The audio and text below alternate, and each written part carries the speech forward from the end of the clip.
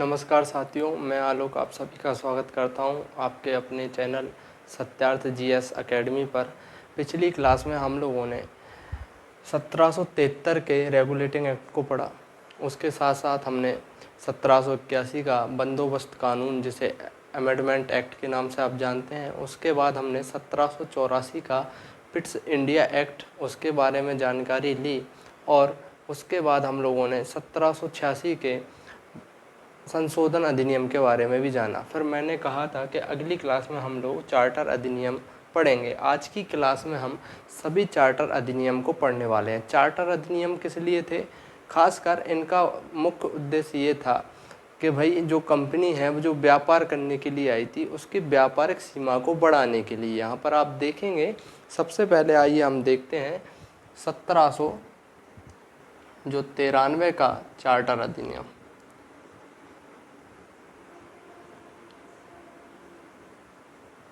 Okay, 1793 का charter अधिनियम के बारे में जानते हैं। तो ये इसका मुख्य उद्देश्य क्या था? ईस्ट इंडिया कंपनी के व्यापारिक एक अधिकार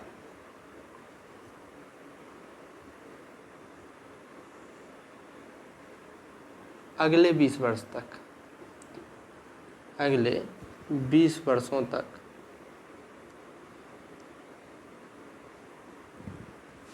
बढ़ाया। ठीक, ईस्ट इंडिया कंपनी के व्यापार को एक अधिकार 20 वर्षों के लिए बढ़ा दिया गया। यानी कि यहाँ पर जो ब्रिटेन था, वहाँ से अन्य कंपनियाँ अगले 20 वर्ष तक भारत में व्यापार करने के लिए नहीं आएंगी। और क्या हुआ यहाँ पर? आपको पता है, पिट्स इंडिया एक्ट के तहत बोर्ड ऑफ कंट्रोलर, ठीक है, इसे हिंदी में क्या बोलते हैं?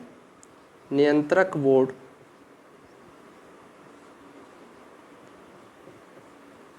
इसका आंसर करें।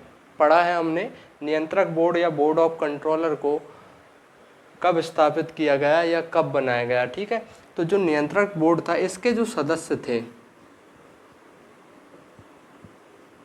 सदस्यों को वेतन भत्ते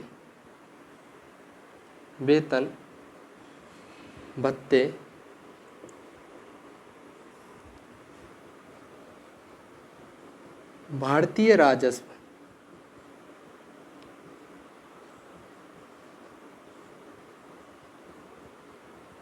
दिए जाएंगे। ओके, भारतीय राजस्व से दिए जाएंगे।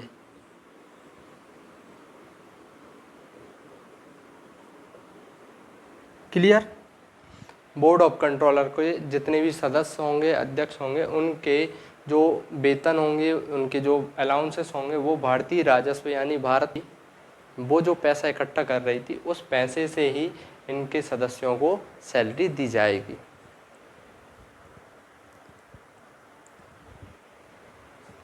और इसका एक महत्वपूर्ण बिंदु और आप समझेंगे, जो बंगाल आपका प्रेसिडेंसी थी, उसके तहत आपको पता है धीरे धीरे करके बम्बई और मद्रास को इसके अधीन कर दिया था। बम्बई, मद्रास, अभी तक ये पूर्ण रूप से बंगाल के अधीन नहीं थे कि भाई ठीक है, बंगाल और बम्बई हुआ, मद्रास हुआ, ये किससे पूछ के काम कर रहे थे? बंगाल के गवर्नर जनरल से। ठीक है, लेकिन यहाँ पर पूरा काम क्या कर दिया? पूर्ण नियंत्रण में।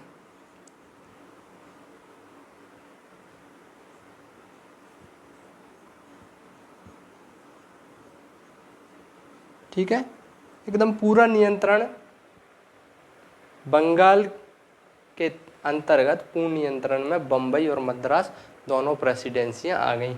तो ये प्रमुख प्रावधान थे 1793 के चार्टर अधिनियम के बाद हम 1813 का चार्टर अधिनियम पढ़ने वाले हैं। ठीक है, अब 1800 को जो अधिनियम है, चार्टर अधिनियम, इसको हम इन बिंदुओं के तहत पढ़ेंगे: व्यापारिक एक अधिकार, शिक्षा बजट, धर्म प्रचार, स्थानीय सरकारों को कराधान शक्ति और प्रेस नियंत्रण। ये आप अपने नोट्स में लिख लें।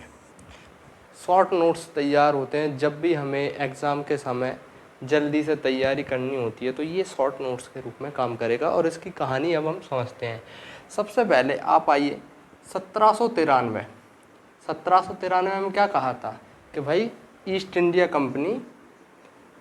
कंपनी आपका जो व्यापार का अधिकार है, व्यापार करने का जो अधिकार है कितने वर्षों के लिए, 20 वर्षों के लिए बढ़ाया था। ठीक है, यानी 20 वर्ष कब हो गए, 1813 में। यानी कि 1813 में जो एक अधिकार था, मोनोपोली थी, वो ख़त्म होने वाली थी या ख़त्म हो चुकी थी। ठीक है, तो यहाँ पर एक अधिकार को समाप्त किया जाएगा। ईस्ट इंडिया कंपनी की जो व्यापारिक एक अधिकार था 1813 में, ईस्ट इंडिया कंपनी का भारत में व्यापारिक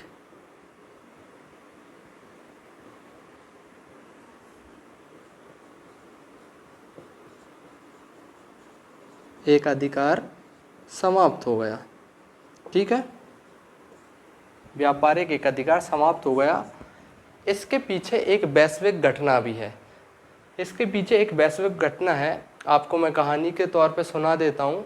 नेपोलियन बोनापार्ट, ठीक है, नेपोलियन बोनापार्ट ने एक महाद्वीपीय व्यवस्था लागू की थी। नेपोलियन बोनापार्ट किसका दुश्मन था, ब्रिटेन की। और नेपोलियन का जो था 36 का आंकड़ा था, लेकिन नेपोलियन जो है ना, सेना से, अपने बल से ब्रिटेन को हरा नहीं पा रहा था। तो उसने क्या किया, जो बल से ना हारे वो बुद्धि से हारेगा। तो उसने क्या किया, यूरोप में जितने भी उसके मित्र दोस्त थे, वो सभी देशों को क्या बोला कि आप ब्रिटेन के साथ व्यापार करना बंद कर दो। तो ब्रिटेन में आर्थिक मंदी आनी शुरू हुई और ब्रिटेन का जो व्यापारी वर्ग था, अब उसको चाहिए था मार्केट। तो उन्होंने क्या कहा कि इंडिया, भारत में हमें मुक्त व्यापार चाहिए। ये 1806 की कहानी है। 1806 में नेपोलियन बोनापार्ट ने महाद्वीपीय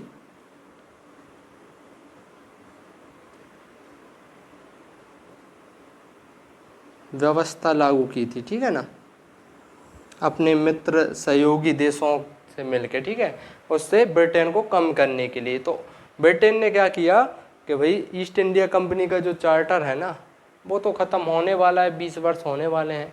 6 में तो नहीं किया, लेकिन अगले 1813 में आते ही उसने क्या कहा, सभी ब्रिटेन की जो कंपनियां थीं उनके लिए रास्ते खोल दिए भारत में व्यापार करने के लिए।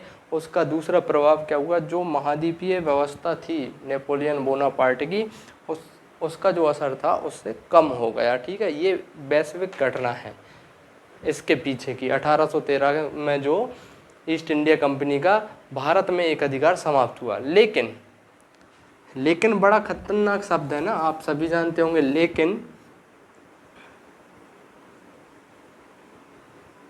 ईस्ट इंडिया जो कंपनी थी, कंपनी का चाय के क्षेत्र में और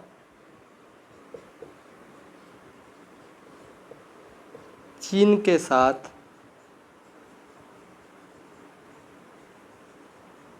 व्यापार में एक अधिकार रहा।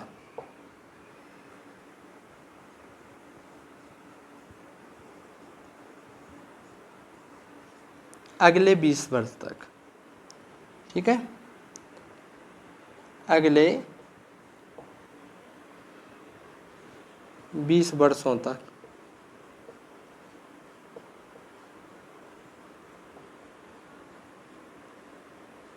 समझे कि ईस्ट इंडिया कंपनी का भारत में व्यापारिक अधिकार क्या हो गया, मोनोपोली खत्म हो गई। पहले क्या था कि ब्रिटेन की केवल एकमात्र कंपनी भारत में व्यापार कर रही थी, वो कौन थी, ईस्ट इंडिया कंपनी। अब इसकी एक अधिकार समाप्त कर दिया गया, तो यानी कि अन्य कंपनियां भी भारत में आके व्यापार कर पाएंगी। लेकिन एक तो चाय का क्षेत्र, चाय को बेचना, उसको भारत से ब्रिटेन ले जाना, ये, और चीन के साथ, चीन जो देश है उसके साथ समस्त प्रकार के व्यापारों में एक अधिकार मोनोपोली ईस्ट इंडिया कंपनी की बनी रही। यहाँ पर हमने देखा ईस्ट इंडिया कंपनी का जो एक अधिकार था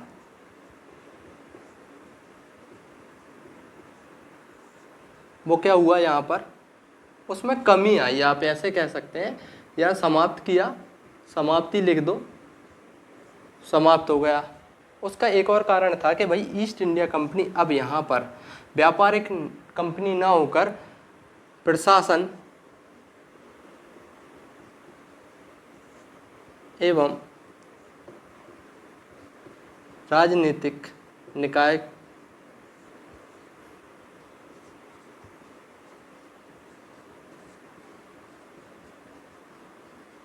रूप में जो है कार्य करेगी।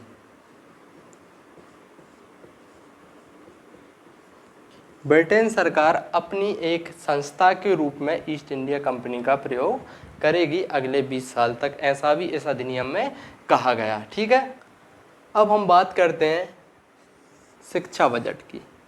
शिक्षा बजट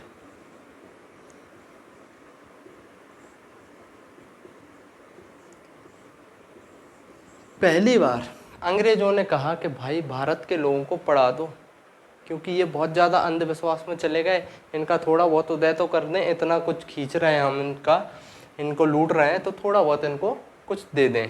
तो इन्होंने क्या किया, शिक्षा दी।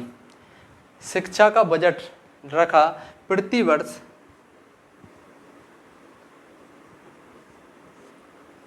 1 लाख रुपए। ठीक है, 1 लाख रुपए शिक्षा पर खर्च किए जाएंगे।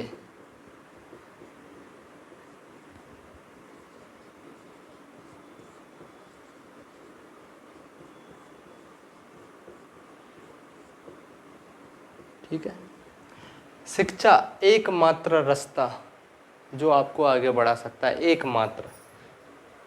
ठीक है, कहते हैं कि अपने बच्चों को एक वक्त का खाना मत दो, एक वक्त का खाना मत दो, लेकिन उन्हें शिक्षा ज़रूर दो, अगर आप अपना और अपने बच्चों का विकास चाहते हैं तो। ठीक है, यहाँ से अंग्रेजों ने पहली बार शिक्षा के द्वार खोले भारत में। धर्म प्रचार, अब बात करते हैं अंग्रेजों इस अधिनियम के तहत धर्म प्रचार, जो ब्रिटेन की धर्म प्रचार वाली मिशनरियाँ थीं,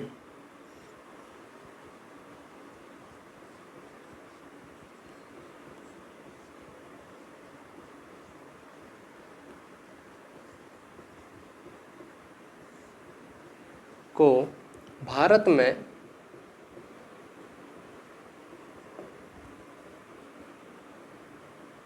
अनुमति दे दी। ठीक है, ब्रिटेन के जो लोग थे उनका कहना था कि भारत के लोग बहुत ज़्यादा पिछड़े हुए हैं, ये लोग आपस में जाति धर्म के आधार पर बहुत ज़्यादा बटे हुए हैं और इनको आसानी से धर्म बदलाया जा सकता है, क्योंकि उनको पता था इनका धर्म बहुत कमज़ोर है, क्योंकि जो लोग बटे हुए हैं उनको आसानी से अपनी ओर लाया जा सकता है। तो धर्म प्रचार के लिए मिशनरियों को बुलाया गया यहाँ पर और अपने धर्म का प्रचार किया गया और लोगों को काफ़ी हद तक अपने धर्म में अनुयायी भी बनाया गया। ठीक है, समझ गए। अब हम स्थानीय सरकारों की बात करते हैं। 1813 तक ये वो क्षेत्र है, इस समय में बम्बई,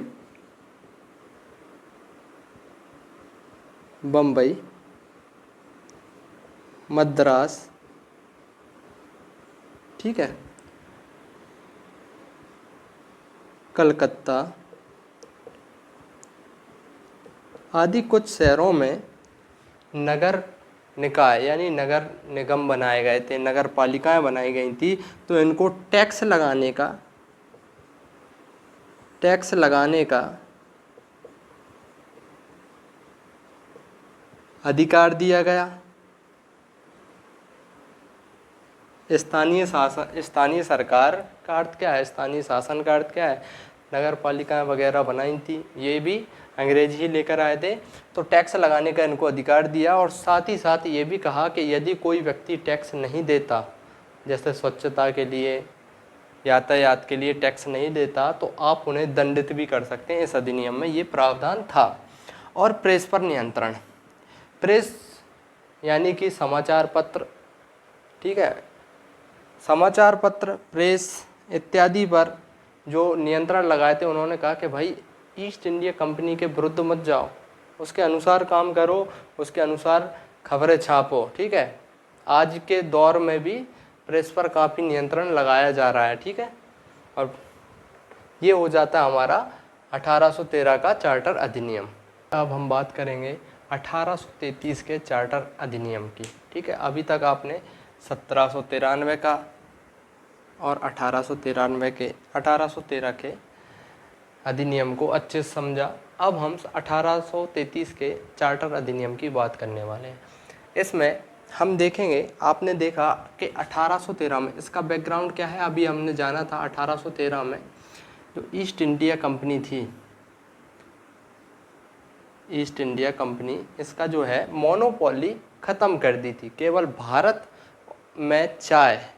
में केवल चाय और चीन के साथ व्यापार में मोनोपोली अगले 20 साल तक के लिए बढ़ा दी। यानी इसमें 20 जोड़ोगे तो अपने आप आपको पता चल जाएगा हम कहाँ आ जाएंगे, 1833 में। 1833 में यहाँ पर मुक्त व्यापार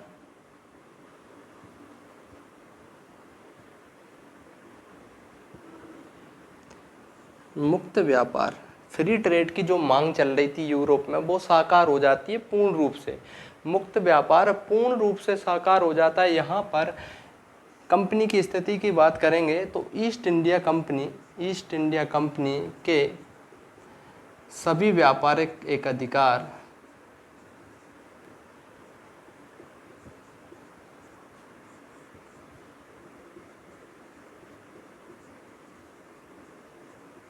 क्या हो जाते हैं, समाप्त। ओके, पूर्ण रूप से समाप्त हो जाते हैं। और क्या शुरू हो जाता है भारत में, मुक्त व्यापार। आपसे पूछा जा सकता है कि कौन से अधिनियम के द्वारा भारत में मुक्त व्यापार पूर्ण रूप से शुरू हुआ, किसके लिए, यूरोप के लोगों के लिए, ठीक है। ये बात समझ गए। अब कंपनी व्यापारिक नहीं रही, कंपनी के सभी व्यापारिक अधिकार समाप्त हो गए। अब कंपनी क्या काम करेगी, ईस्ट इंडिया कंपनी अब, यानी कि 1833 की बात कर रहे हैं, अब से केवल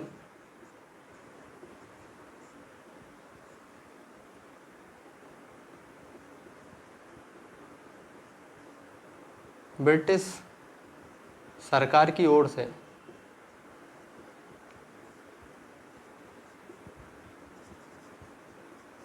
से भारत में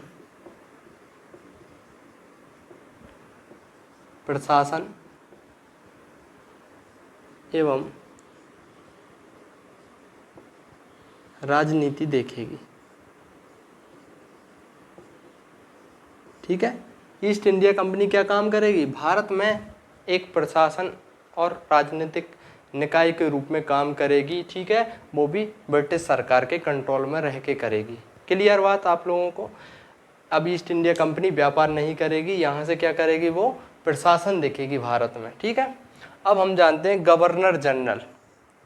भाई गवर्नर जनरल का बिंदु लिखा है, इसके बारे में क्या है, तो जो गवर्नर हुआ करता था बंगाल का, आपको पता है हमने 1773 में पढ़ा था, बंगाल के गवर्नर को गवर्नर जनरल बनाया। अब जो बंगाल का गवर्नर है, गवर्नर जनरल, उसे गवर्नर जनरल से हटाकर उसे क्या बनाया जाएगा, भारत का, क्योंकि इस समय तक लगभग भारत के सभी हिस्सों पर किसका राज हो चुका था, अंग्रेजों का। भारत का गवर्नर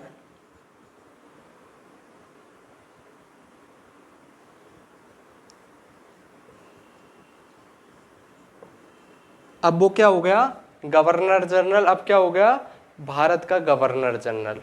और भारत का गवर्नर जनरल बनने वाला पहला व्यक्ति कौन था, ठीक है, पहला व्यक्ति कौन था, लॉर्ड कैनिंग।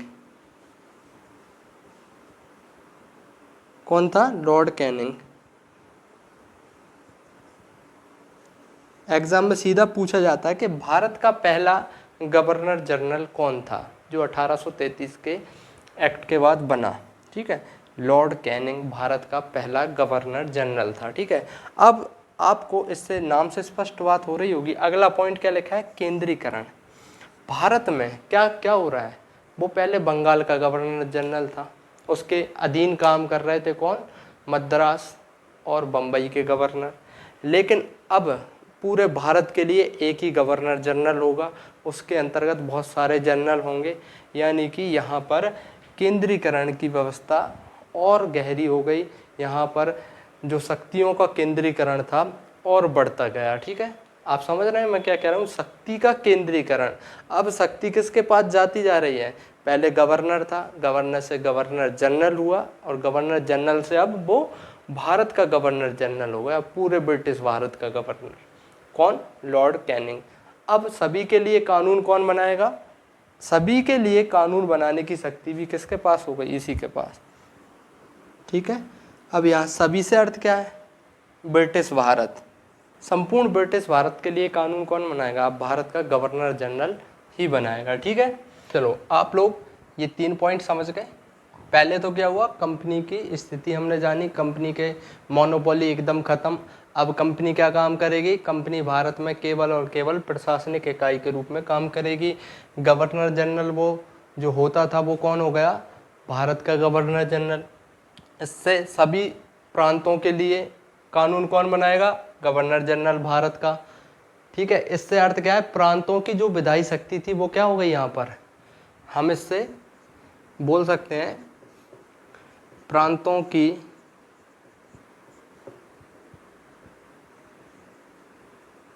विधायी शक्ति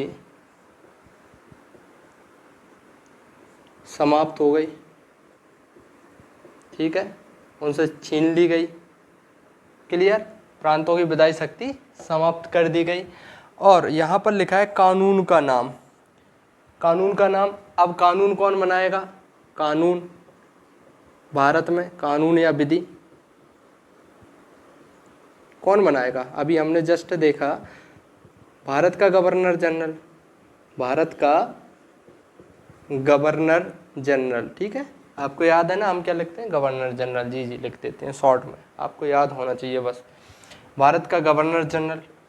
अब जो कानून बनाएगा ना, इससे पहले जो कानून बनाए गए थे, इससे पहले, इससे पूर्व जो कानून बने,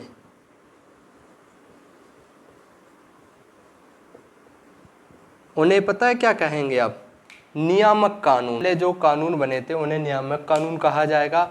और इसके बाद यानी कि 1833 के बाद, इस एक्ट के बाद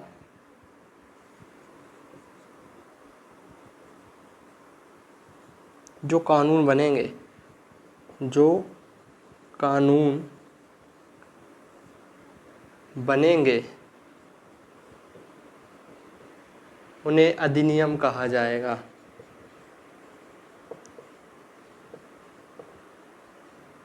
ओके, भारत का गवर्नर जनरल जो कानून बनाएगा उन्हें क्या कहा जाएगा? अधिनियम कहा जाएगा।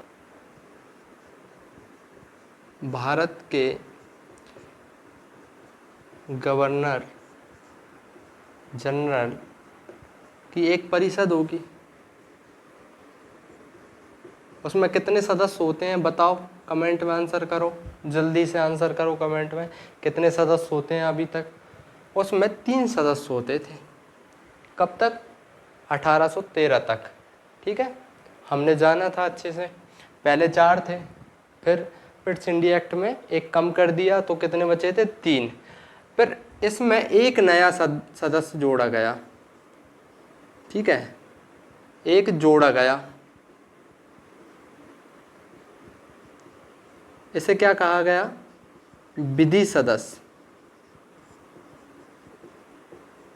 ठीक है, यानी कि अब दोबारा से कितने हो गए? 4 विधि सदस्य। देखो अब क्या कर रहा था, वो पूरे भारत का गवर्नर जनरल था, उसको भारत के लिए कानून भी बनाने थे, और उन कानूनों को क्या कहेंगे, अधिनियम कहेंगे। इतना बड़ा काम सौंपा है तो उसको एक लीगल एडवाइजर चाहिए ना, जिसको कानून की समझ हो, इसलिए एक विधि सदस्य जोड़ा गया था। और पहला विधि सदस्य जो जोड़ा गया था वो कौन था, लॉर्ड मैकाले। ठीक है, लॉर्ड मैकाले, ये भारत में शिक्षा की एक तरह से क्रांति लेकर आया था। लॉर्ड मैकाले, किसी दिन हम इस पे अलग से बात करेंगे लॉर्ड मैकाले पर। लॉर्ड मैकाले को विधि सदस्य के रूप में जोड़ा गया, और बाद में इसी की अध्यक्षता में, बाद में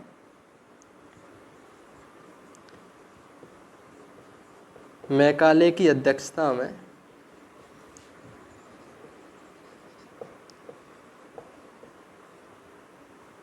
विधि आयोग का गठन किया गया। किसका, विधि आयोग, इसी अधिनियम के तहत।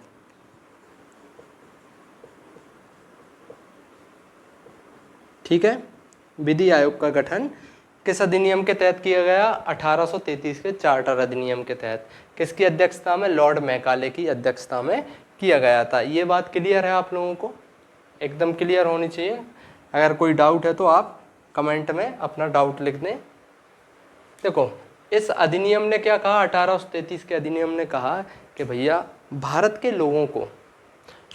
लोगों को भी सिविल सेवा का जो पेपर है उसमें भागीदारी दो, उन्होंने सुनिश्चित कर दी।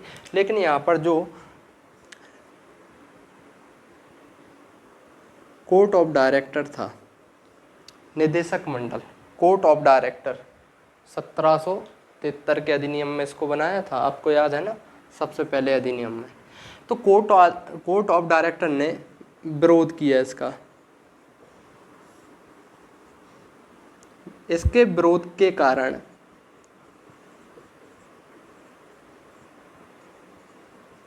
भारतीयों को जो है स्थान नहीं दिया। हम किसकी बात कर रहे हैं, सिविल सेवा परीक्षा की। जो सिविल सेवा परीक्षा थी उसमें सिविल सेवा में भारतीयों को स्थान देने की बात सुनिश्चित की थी 1833 के चार्टर में, लेकिन कोर्ट ऑफ डायरेक्टर्स ने इसका भारी विरोध किया। ये शुरुआत हो चुकी थी यहाँ से सिविल सेवा में भारतीयों को जगह देने की, लेकिन दी नहीं गई। कारण आप समझ गए होंगे। अब हम बात करते हैं अगले बिंदु की, समाज सुधार। देखो, क्या अंग्रेजों ने समाज सुधार किया? हाँ, बहुत बड़े पैमाने पर भारत में समाज सुधार किया। बहुत बड़े समाज सुधारक किए हैं अंग्रेजों ने। हमें एक्सेप्ट करनी होंगी। देखो, अच्छी चीज़ें, सही बात हमें एक्सेप्ट करनी चाहिए, और गलत बात गलत होती है। सच को सच कहना और गलत को गलत कहना ही तो एजुकेशन है, और यही तो हमें संविधान सिखाता है। अगर हम वो ना कह सके तो हमारी शिक्षा का कोई अर्थ नहीं है। समाज सुधार के क्षेत्र में क्या किया इन्होंने इस अधिनियम में तय किया, एकदम लिख दिया क्या, कि भारत में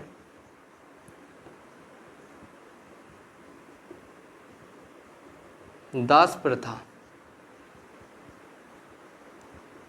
को समाप्त किया जाए।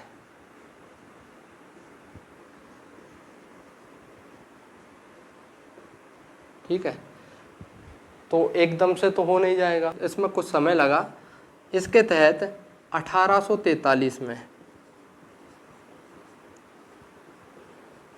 दास प्रथा को समाप्त किया गया। ठीक है, याद रखना, दास प्रथा मतलब आदमियों को खरीदना। आदमी हो, औरत हो, बच्चे हों, कोई भी हो, उनको खरीद लेंगे। जिसके पास पैसा है वो खरीद लेगा और अपने अनुसार काम करवाएगा। कितनी बेकार व्यवस्था थी। इसको 1843 में दास प्रथा का उन्मूलन हो गया। ठीक है, आप लोग अच्छे से समझ गए होंगे 1833 के एक्ट के प्रमुख प्रावधान। तो इनको आप याद रखना, सभी को एक लाइन में भी लिख सकते हैं। क्या क्या हुआ, मोनोपोली खत्म हुई, गवर्नर जनरल था वो भारत का गवर्नर जनरल हो गया। इसके तहत केंद्रीकरण किया गया कि प्रांतों की जो विधायी शक्ति थी उसको समाप्त कर दिया। विधि आयोग, विधि सदस्य लॉर्ड मैकाले आया। सिविल सेवा में भारतीयों को स्थान दिया गया, लेकिन कोर्ट ऑफ डायरेक्टर के विरोध के कारण ये सफल ना हो सका। कानूनों का नाम अब क्या होगा, पहले नियामक कानून कहे जाएंगे, लेकिन अब यदि इंडिया का गवर्नर जनरल अगर बनाता है तो उसे अधिनियम या एक्ट कहा जाएगा। समाज सुधार के रूप में भी एक काम किया जो आपके सामने है। ठीक है, समझ गए आप लोग? कोई दिक्कत है तो कमेंट कर दें। 1833 के चार्टर अधिनियम के बाद हम 1853 के चार्टर अधिनियम की बात करते हैं। ये चार्टर अधिनियम का अंतिम रूप है, यानी 4 चार्टर अधिनियम आए थे 1793, 1813, 1833 और 1853। प्रत्येक चार्टर अधिनियम 20 वर्ष के बाद आया था। तो इस चार्टर अधिनियम को हम इन बिंदुओं के तहत समझेंगे: कंपनी के शासन, विधायी कार्य और केंद्रीय विधान परिषद। ठीक है, स्थानीय प्रतिनिधित्व, यहाँ पर पहली बार भारत में प्रतिनिधित्व की बात की गई। सिविल सेवा में जो पिछले में मना कर दिया था उसके आगे की कहानी समझेंगे, और प्रशासनिक बदलाव भी कुछ हुए, उनके बारे में हम बात करने वाले हैं। ठीक, कंपनी का शासन।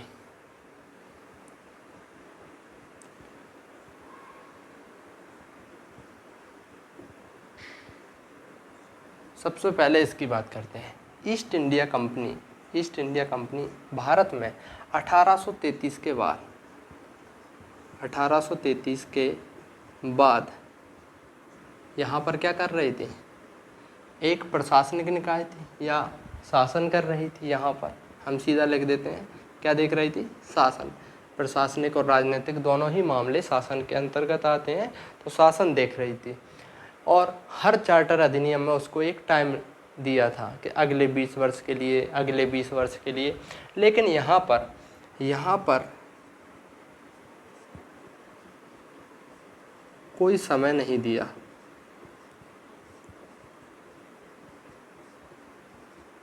इस अधिनियम में कंपनी को कोई समय नहीं दिया। इस लाइन को याद रखना, इसी से कहानी समझोगे। कंपनी को कोई समय नहीं दिया, इसका अर्थ ये है कि भाई ब्रिटिश जो सरकार थी, ताज, कभी भी ईस्ट इंडिया कंपनी से शासन अपने हाथ में ले सकता था। ठीक है, समझ गए? अब ईस्ट इंडिया कंपनी ताज के अनुसार उसकी जब तक इच्छा होगी तब तक आप यहाँ शासन करेंगे, जब उसका मन होगा वो अपने हाथ में शासन व्यवस्था ले लेगा। ठीक है, जो गवर्नर जनरल था भारत का,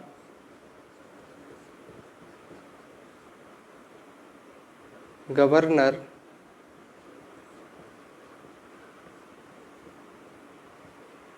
ठीक है, जी, भारत का गवर्नर जनरल।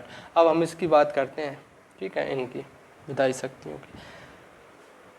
विधि यानी कानून निर्माण करने की शक्ति किसके पास थी? इसके पास। अब क्या हुआ, 1853 आते आते भारत में जो ब्रिटेन और ब्रिटिश सरकार का जो विस्तार था वो बहुत ज़्यादा हो गया था।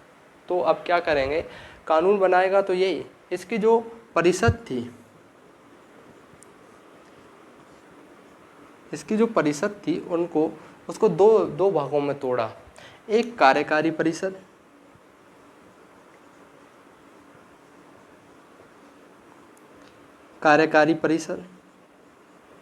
ठीक है, और दूसरी जो मैंने यहाँ पर लिखा है, इसे केंद्रीय विधान परिषद के नाम से जाना जाएगा।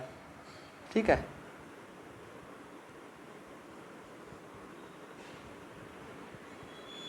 विधान परिषद। ओके, विधान परिषद। इसमें 6 अतिरिक्त, अभी तक 4 थे, इसमें 6 सदस्य और जोड़े। आपको पता है चौथा सदस्य कौन जोड़ा था? विधि आयोग के रूप में जोड़ा था। यहाँ पर 6 अतिरिक्त सदस्य जोड़े कार्यकारी परिषद में। और कार्यकारी परिषद क्या काम करेगी? प्रशासन। ठीक है, प्रशासन का काम करेगी, शासन का काम करेगी। जो विधान परिषद है वो क्या करेगी? कानून बनाएगी, कानून निर्माण। और पता है आधुनिक भारत के लिए जितने भी नियम बनाए जाएंगे, अब कौन बनाएगा? ये विधान परिषद। इसी को केंद्रीय विधान परिषद कहा गया। पहली बार यहाँ पर केंद्रीय विधान परिषद आई, जो आज धीरे धीरे चल के वो किस में टूटेगी? आज की हमारी संसद है ना, उसकी शुरुआत हो रही है ये केंद्रीय विधान परिषद जो कानून बनाएगी। और केंद्रीय विधान परिषद में स्थानीय प्रतिनिधित्व भी दिया गया। अब इसमें जो कानून बनाएंगे उसमें बंगाल, ठीक है, बम्बई,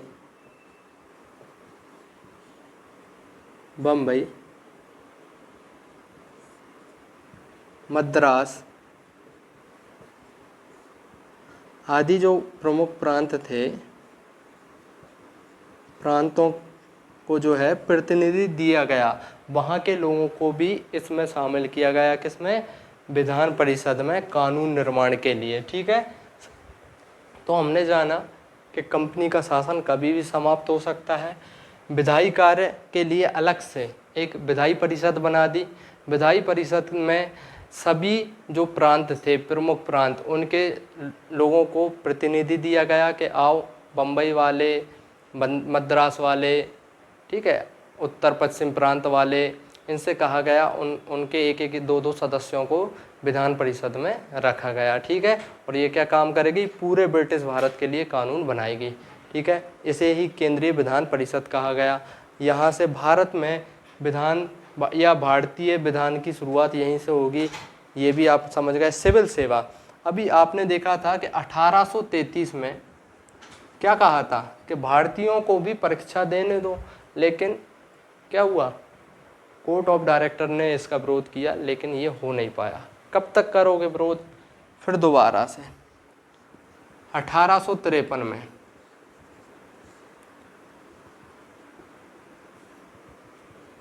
भारतीयों को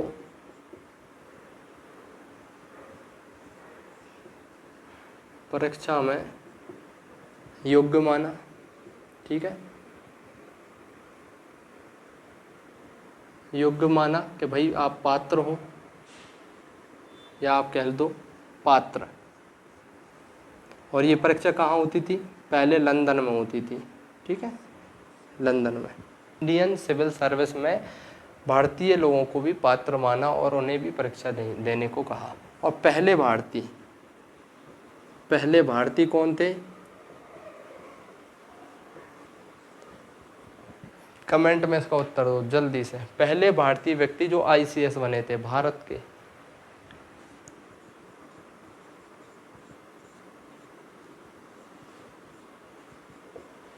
सत्येंद्र नाथ टैगोर, ठीक है।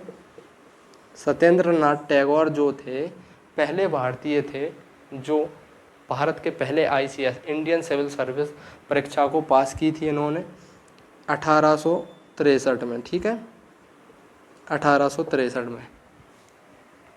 ओके, ये सभी हमने देखे प्रशासनिक बदलाव क्या हुए, ठीक है। 1853 का चार्टर अधिनियम यहाँ पर समाप्त होता है और आज की क्लास भी यहीं पर समाप्त होती है। यदि आप लोगों को पसंद आई क्लास तो अपना जो है सपोर्ट बनाए रखें, लाइक करें, शेयर करें और नए लोग सब्सक्राइब करें। जय हिंद। और आने